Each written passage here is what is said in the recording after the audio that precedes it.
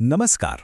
आज हम एक ऐसी कहानी की परतें खोलने जा रहे हैं जो क्रिकेट के एक बिल्कुल आम से दिन को एक डरावने भयानक रहस्य में बदल देती है। तो चलिए शुरू करते हैं ये रोंगटे खड़े कर देने वाला सफर। तो ये जो बात कही गई है ना, इस स्तंभ के ऊपर एक भयानक आत्मा का खून है। ये सिर्फ एक सेंटेंस नहीं है, ये तो एक पहेली है। मतलब कोई सोचे भी कैसे कि खून और आत्मा एक साथ आ सकते हैं। ये तो बस एक इशारा है आगे होने वाली भयानक घटनाओं का। समझिए एक चेतावनी है जो कहानी का रुख तय कर देती है। जरा सोचिए, क्रिकेट का एक बढ़िया धूप वाला दिन और वो अचानक एक डरावनी रात में बदल जाए। यही तो दिखाती है ये कहानी कि कैसे हमारी रोजमर्रा की बिल्कुल नॉर्मल लगने वाली चीजों के पीछे भी कोई ना कोई भयानक सच छुपा हो सकता है। तो कहानी का मेन कैरेक्टर है चिंटू, एक आम सा लड़का जिसे क्रिकेट खेलना बहुत पसंद है। वो अपने दोस्तों के साथ खेल रहा है और उसे जरा भी अंदाजा नहीं है कि यही खेल उसे एक ऐसे रहस्य में खींचने वाला है जिसके बारे में उसने कभी सोचा तक नहीं होगा। तो खेल खत्म होता है, सब घर जाने लगते हैं, सब कुछ बिल्कुल नॉर्मल है। पर तभी चिंटू को कुछ ऐसा दिखता है जो उसके होश उड़ा देता है। एक स्टंप पर खून लगा हुआ है और ये सिर्फ एक धब्बा नहीं है, ये एक चेतावनी है, एक बहुत ही बुरा संकेत। अब जब डर इतना बढ़ जाए कि कुछ समझ ना आए, तो इंसान क्या करे?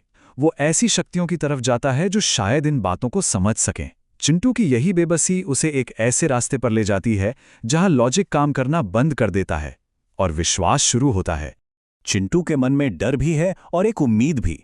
इसी उलझन में वो एक बाबा के पास जाता है। अब सवाल ये है कि क्या ये बाबा उसके सवालों का जवाब दे पाएंगे या फिर उसे किसी और गहरे रहस्य में उलझा देंगे। पर यह चांस तो उसे लेना ही था। और फिर चिंटू बाबा को वो खूनी स्टंप दिखाता है।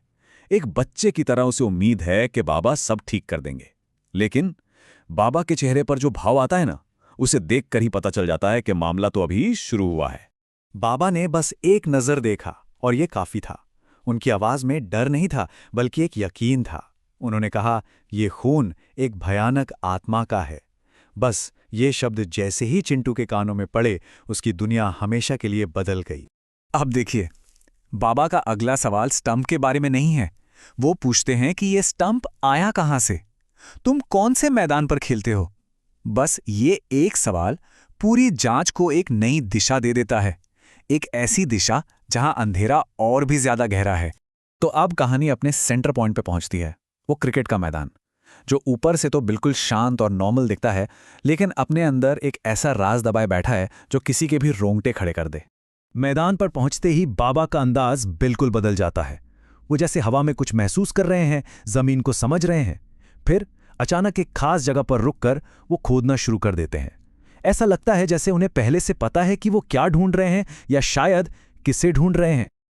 अब तक जो कहानी सुपरनैचुरल लग रही थी, वो अब बिल्कुल असलियत में बदलने वाली है। स्टंप पर जो आत्मा का खून था ना, वो अब हमें जमीन के नीचे दबी एक ठोस और भयानक सच्चाई की तरफ ले जा रहा है।